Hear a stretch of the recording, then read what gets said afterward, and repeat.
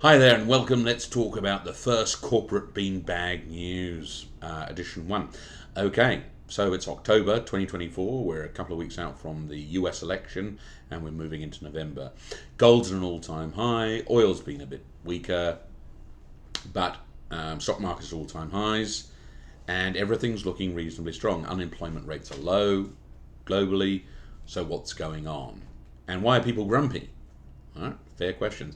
Well, it's pretty simple. Basically, employers and investors have realized they've got to hold on to people, employees, and investors have to hold on to their stocks. There's no point in capitulating because you just miss the next turn.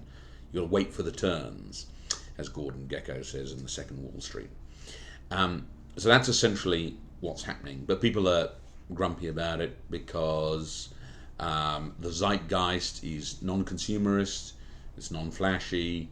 There's money about, but people aren't happy about it. They're not happy about spending. So that's the issue. And there's a lot of angst around the Ukraine-Russian war, around the Arab-Israeli conflict, which of course is completely misunderstood, and in terms of what is acceptable in terms of consumerism. And then you've got a very divided States of America, as distinct from a United States of America.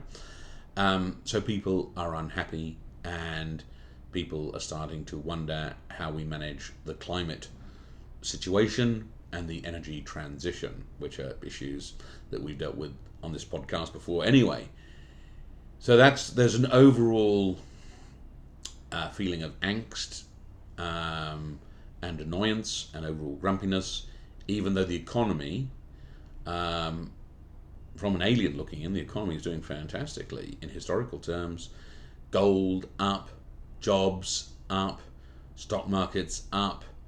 It's all looking good, except when you consider inflation, what's happened there, the groceries and the cost of those, so on and so forth, then people are not so happy.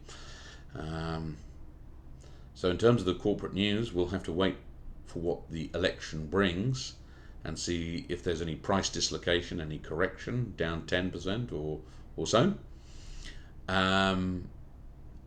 But with the AI revolution, so artificial intelligence looking strong, and current forecasts for calendar year 2025 looking strong, it looks like there's no fundamental reason why the stock market should go down. But as Niall Ferguson points out, that's normally an external shock. So it's something that we're not aware of yet. But overall, things are positive, and of course, central banks are now trained to respond to those external shocks. Anyway, let's have a look at the economic situation in November and see where we get to after the US election. Thanks.